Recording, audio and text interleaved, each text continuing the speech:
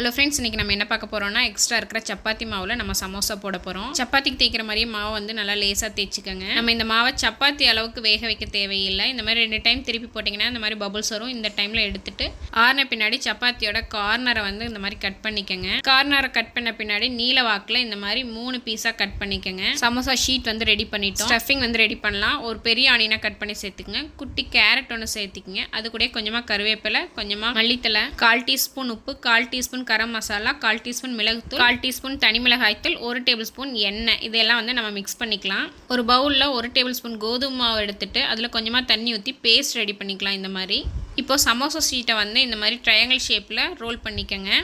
அதுக்குள்ளே நம்ம ரெடி பண்ணி வச்சுருக்க ஸ்டஃபிங்கை சேர்த்திட்டு கார்னரில் நம்ம வச்சுருந்த பேஸ்ட்டையும் அப்ளை பண்ணி இந்த மாதிரி ஒட்டிடுங்க. இதே போல் எல்லா ஷீட்டையும் ரெடி பண்ணி எண்ணெயில் போட்டு பொரிச்சு எடுத்துடலாம். அவ்வளோதாங்க, ஹெல்த்தியான சமோசா ரெடி ஆகிடுச்சு. நீங்களும் உங்கள் வீட்டில் ட்ரை பண்ணி பார்த்துட்டு எனக்கு கமெண்ட் பண்ணுங்கள். தேங்க்யூ.